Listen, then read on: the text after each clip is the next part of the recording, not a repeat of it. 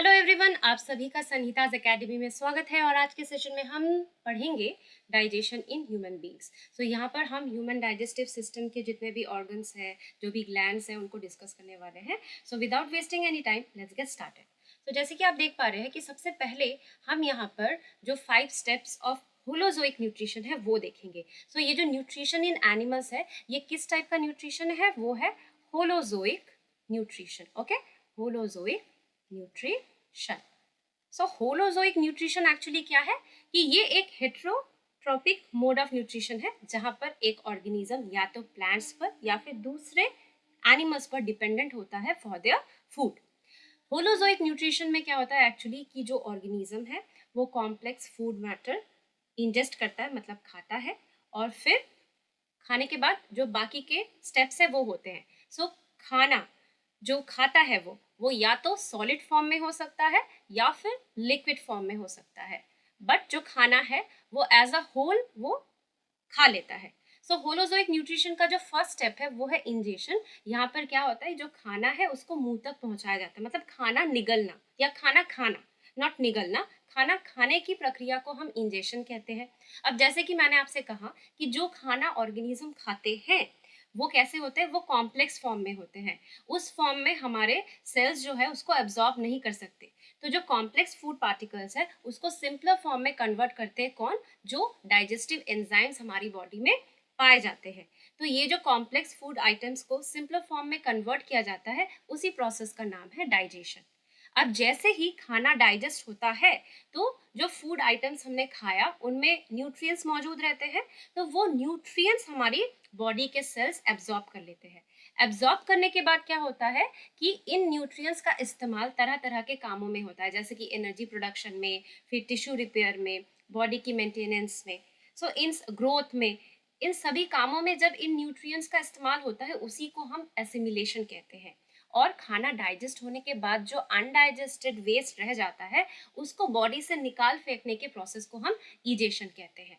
सो holozoic nutrition किन किन organisms में दिखता है? सो सबसे पहले तो हम खुद ह्यूमन बींग्स हैं, सो ह्यूमंस एंड अमीबा। ठीक है, so these are the 5 steps of holozoic nutrition. अब हम इन डिटेल हर एक स्टेप को पढ़ने की कोशिश करेंगे। तो सबसे पहला जो स्टेप है वो है इंजेशन।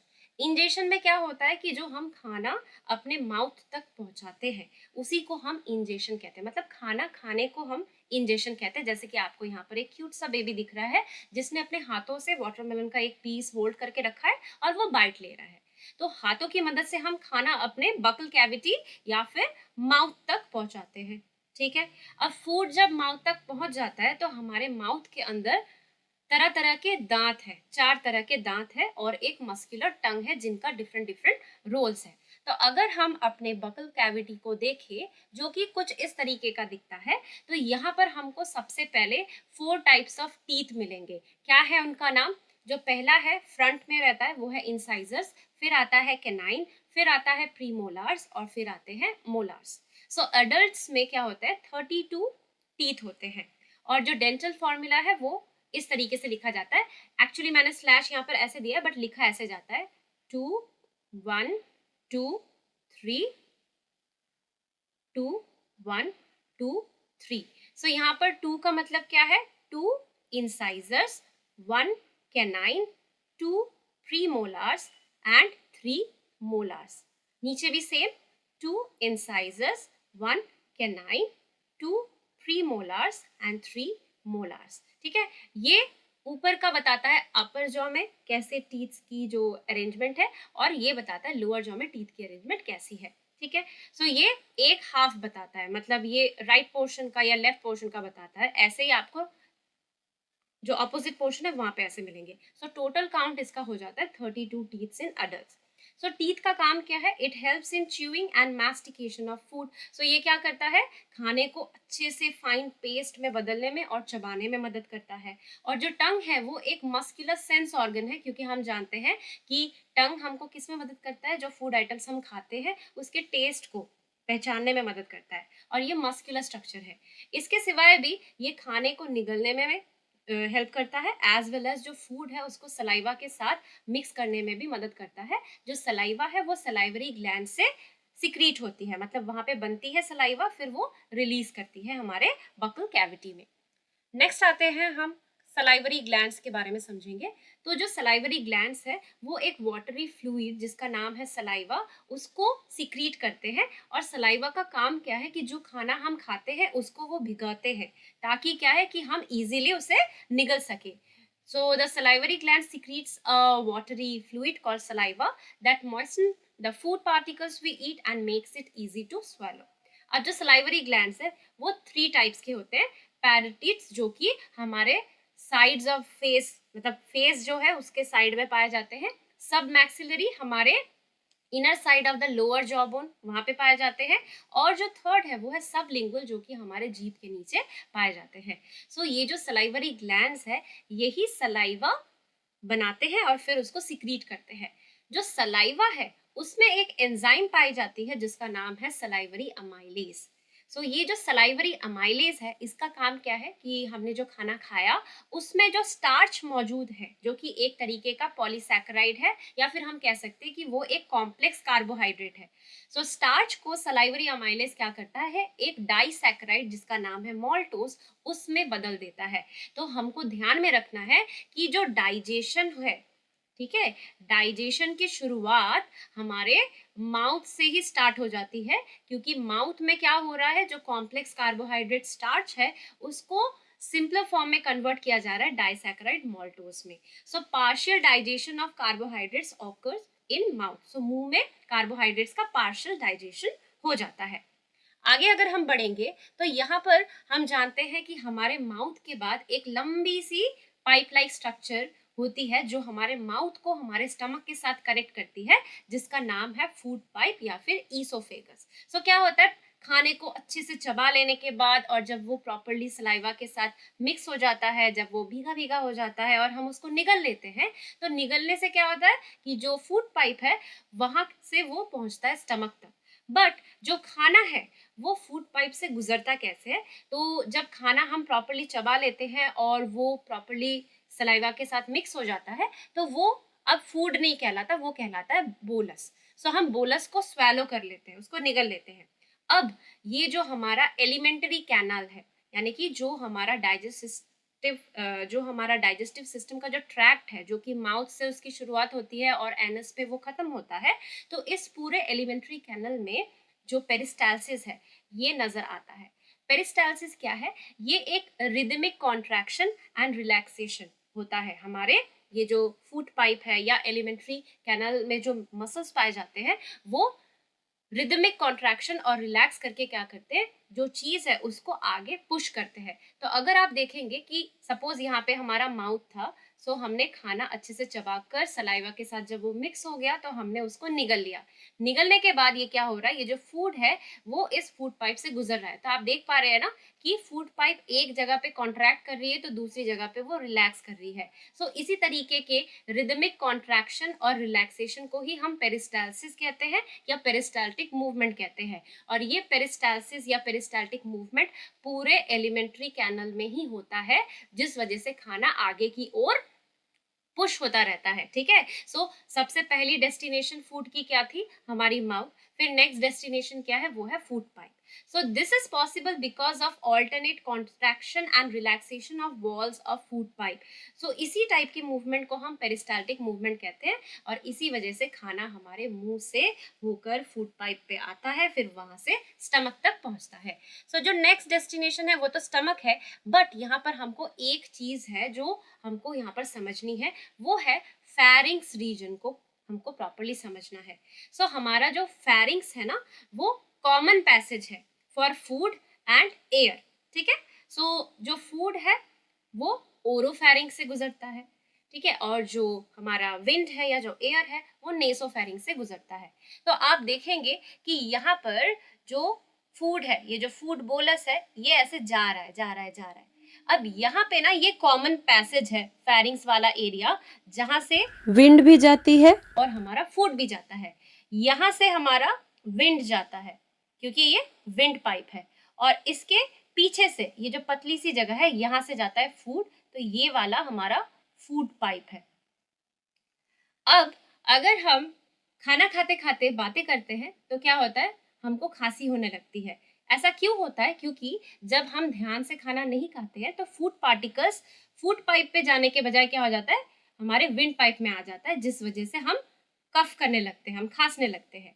तो ये चीज़ रोकने के लिए एक स्ट्रक्चर है जिसका नाम है एपिग्लॉटिस, जो यहाँ पर बड़े ही सुंदर से दिखाया गया है कि अगर आप देखेंगे, ये जो स्ट्रक्चर है, ये फ्लैप लाइक स्ट्रक्चर, ये एपिग्लॉटिस कहलाता है। तो जब हम खाना निगलते हैं, जो कि यहाँ पर दिखाया जा रहा है कि खाना देखिए अभी फूड पाइप में जा रहा है, तो जब हम खाना स्वैलो करते हैं, तो ये जो एपिग्लॉटिस है, ये जो फ्लैप लाइक स्ट्रक्चर है, ढक्कन की तरह दिखता है, वो विंड पाइप को ऐसे ढक देता है, कवर कर देता है। देखिए पहले ये खुला हुआ था, यहाँ पे गैप है, ठीक है? जैसे ही हम खाना निगलते हैं, तब ये ढक्कन जैसा ये यहाँ पे बंद कर देता है। बंद करने से क्या होता है कि जो पॉसिबिलिटी थी कि फूड हमारे विंड पाइप में पहुंच जाए, उसकी पॉसिबिलिटी एकदम ज़ीरो हो जाती है और जो फूड है वो आराम से फूड पाइप से होकर गुजरता है। तो यहाँ पर बहुत बार क्वेश्चन पूछा जाता है कि what is the role of epiglottis? So यहाँ पर हमको समझना पड़ेगा कि एपिग्लॉटिस का काम क्या है, कि वो एक फ्लैप लाइक स्ट्रक्चर है, जो कि जब हम खाना स्वैलो करते हैं, जब हम खाना निगलते हैं, तो विंड पाइप के ऊपर वो जो ढक्कन जैसा स्ट्रक्चर है जिसको हम एपिग्लॉटिस कह रहे हैं, वो बंद हो जाती है ताकि जो फूड पार्टिकल्स है वो विंड पाइप की ओर ना बढ़े। ठीक है? सो ये इसका रोल है एपिग्लॉटिस का। अब अगर हम आगे बढ़ेंगे तो यहाँ पर खाना मुंह से होकर फूड पाइप से गुजरा, अब वो स्टमक में पहुंच चुका है। स्टमक में जो खाना है वो 3 घंटे तक रहता है, जहां पर चर्निंग ऑफ फूड होता है। अब जो स्टमक का इनर वॉल है, उसमें गैस्ट्रिक ग्लैंड्स पाए जाते हैं, जो कि गैस्ट्रिक जूस को रिलीज करते हैं। गैस्ट्रिक जूस में बहुत ही इंपॉर्टेंट 3 चीजें रहती है, जो कि यहाँ पर खाने को फर्दर डाइजेस्ट करने में मदद करती है। तो सबसे पहली चीज जो है वो है, जो गैस्ट्रिक जूस में पाई जाती है, वो है हाइड्रोक्लोरिक एसिड। हाइड्रोक्लोरिक एसिड का जो मेन काम है वो करता है कि वो मीडियम जो है, मतलब खाना अब जिस मीडियम में है उसको एसिडिक बनाता है, ताकि जो पेप्सिन एंजाइम है वो ठीक से काम कर सके, क्योंकि पेप्सिन एंजाइम को एसिडिक पीएच की जरूरत है, तभी वो प्रॉपरली काम कर पाता है। ठीक है? सो वो एक एसिडिक मीडियम प्रोवाइड करता है फॉर पेप्सिन एंजाइम। दूसरा क्या है कि खाने के साथ अगर कोई बैक्टीरिया आ भी जाए, क्योंकि देखिए हम जितना भी हाइजीन मेंटेन करें, कहीं ना कहीं से तो जर्म्स हमारे बॉडी के अंदर जाती ही है, थ्रू फूड की बात कर रही हूँ। तो अगर कोई जर्म्स खाने में मौजूद होगा तो उसको वो मार देता है, क्योंकि ये एक एसिड है। अब दूसरा जो चीज है वो है कि जो इनएक्टिव पेप्सिनोजन, मतलब पेप्सिन एंजाइम बन के रहता नहीं है, वो इनएक्टिव फॉर्म में रहता है, जिसको एक्टिवेट करता है HCl। ठीक है? तो वो पेप्सिन में बदल जाता है, और पेप्सिन का काम है वो प्रोटीन्स को जो पॉलीपेप्टाइड्स है या पेप्टोन्स में कन्वर्ट करता है। मतलब प्रोटीन तो एक long chain of amino acid है, तो उसको वो पॉलीपेप्टाइड में कन्वर्ट करता है या पेप्टोन्स में कन्वर्ट करता है। तो पेप्सिन किस पे एक्ट कर रहा है? वो प्रोटीन्स पे एक्ट कर रहा है। जो थर्ड चीज है वो है म्यूकस। तो जैसे कि मैंने आपसे कहा कि गैस्ट्रिक जूस में एक एसिड मौजूद है, वो है हाइड्रोक्लोरिक एसिड, और एसिड कोरोसिव होते हैं। तो ये बात तो सोचने की है कि जो स्टमक की इनर लाइनिंग है, क्या उसको खा नहीं जाता है HCl? तो ऐसा नहीं हो पाता है, क्योंकि ये जो गैस्ट्रिक ग्लैंड्स है वो म्यूकस की एक परत बना देते हैं स्टमक के इनर वॉल पे, जिस वजह से जो हाइड्रोक्लोरिक एसिड है वो डायरेक्ट कांटेक्ट में नहीं आते हैं जो स्टमक की वॉल्स है उनके। तो इसीलिए इस तरीके से वो HCl एसिड का जो कोरोसिव नेचर है, जो वो अंदर के स्टमक के वॉल को खा सकता है, उससे बचाता है कौन?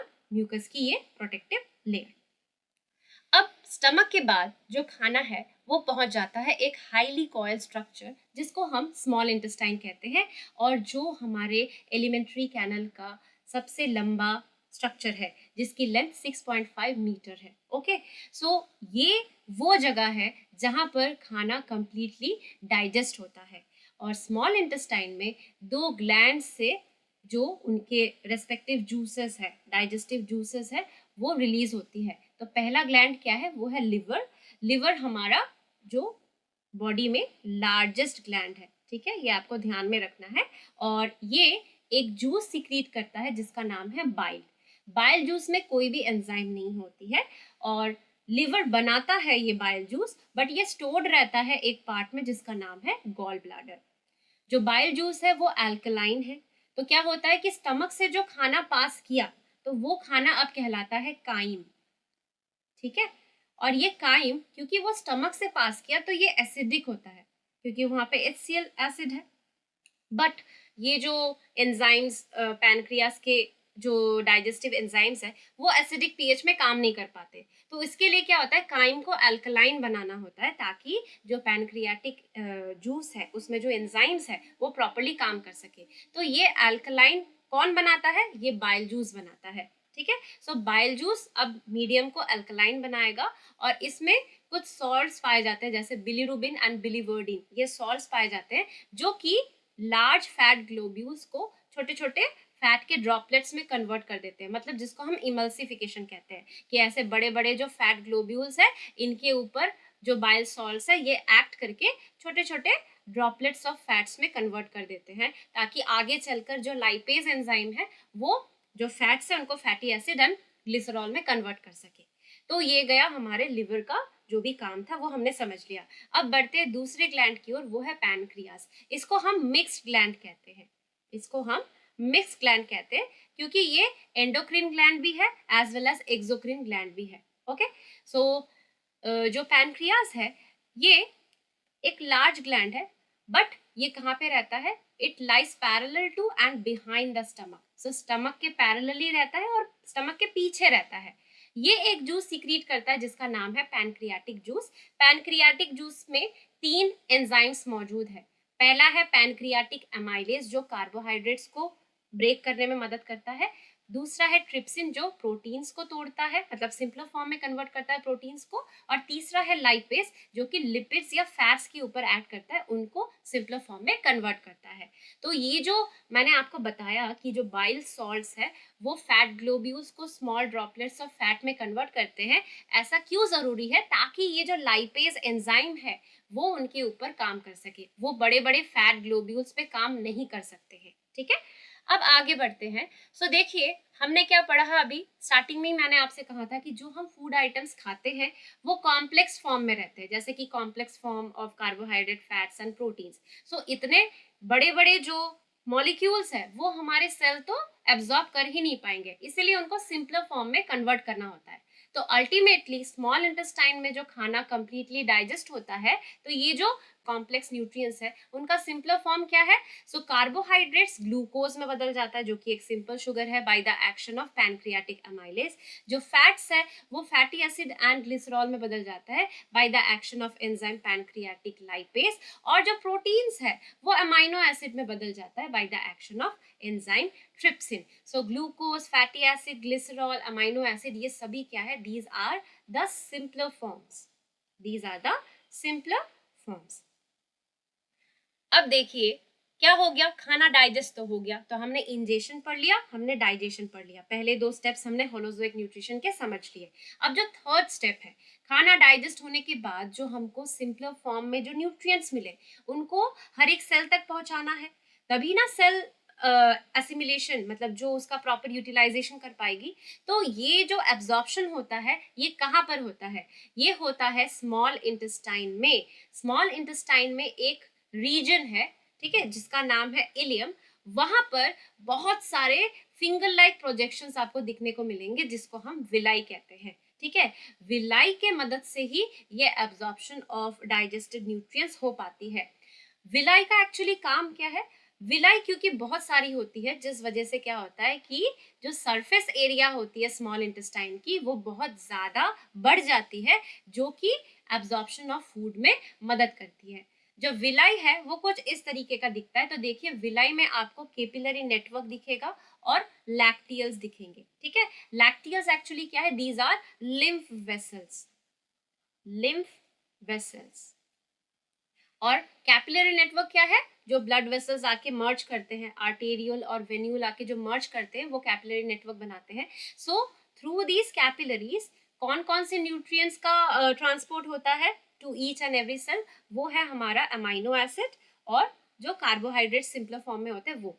बट जो फैटी एसिड और ग्लिसरॉल है वो ट्रांसपोर्टेड होते हैं थ्रू दीज लैक्टियल्स। ठीक है, तो आपको ध्यान में रखना है। तो एब्जॉर्प्शन में आपको ध्यान में क्या क्या रखना है कि एब्जॉर्प्शन ऑफ डाइजेस्टेड न्यूट्रिएंट्स होता है ileum region of small intestine में। इलियम रीजन में ही क्यों होता है? क्योंकि यहीं पर न्यूमरस फिंगर लाइक प्रोजेक्शन, जिनको हम विलाई कहते हैं, वो पाए जाते हैं। विलाई के वजह से क्या होता है, जो स्मॉल इंटेस्टाइन का सरफेस एरिया है वो बहुत ज्यादा बढ़ जाता है, जो कि बेटर एब्जॉर्प्शन ऑफ फूड में मदद करता है। सो एब्जॉर्प्शन हो गया। सो हमने 3 स्टेप्स पढ़ लिए, इंजेशन, डाइजेशन एंड एब्जॉर्प्शन। अब होगा क्या? असिमिलेशन। असिमिलेशन का मतलब क्या है कि अब जो न्यूट्रिएंट्स है वो हर एक सेल तक तो पहुंच गया। अब क्या होगा? The absorb food goes into the blood. So blood में चला गया एब्जॉर्ब फूड, ठीक है। As the blood carries digested and dissolved food to all parts of the body, it is assimilated as a part of cell. तो blood ने हर एक cell तक digested जो न्यूट्रिएंट्स है उनको भेज दिया। अब क्या होगा? इनका इस्तेमाल होगा, क्योंकि खाना हम खाते हैं उसका कोई पर्पस तो है। एक तो है हमको एनर्जी मिलती है खाने से, ताकि हम दिन के सारे काम कर सके। बाकी और क्या काम करता है फूड? मतलब फूड में जो न्यूट्रिएंट्स पाए जाते हैं वो क्या क्या काम करते हैं? एक तो है एनर्जी, फिर growth, repair, maintenance of the body. इन सभी काम में जब इन न्यूट्रिएंट्स का इस्तेमाल होता है, उसी प्रोसेस को हम असिमिलेशन कहते हैं, जो कि हमारा होलोजोइक न्यूट्रिशन का 4th स्टेप है। इसके बाद हमारा जो last step of holozoic nutrition है वो है ईजेशन। ईजेशन में क्या होता है कि जो अनडाइजेस्टेड फूड है वो स्मॉल इंटेस्टाइन से लार्ज इंटेस्टाइन में पहुंचता है। तो ये हमारा लार्ज इंटेस्टाइन यहाँ पर शो किया गया है। तो खाना हजम हो गया। हजम होने के बाद जो चीज हजम नहीं हो पाई, मतलब जो डाइजेस्ट नहीं हो पाई, जो अनडाइजेस्टेड वेस्ट है, वो कहाँ पे चला गया? वो लार्ज इंटेस्टाइन में चला गया। अब यहाँ पर लार्ज इंटेस्टाइन में इस अनडाइजेस्टेड फूड से वाटर एब्जॉर्ब कर लिया जाता है।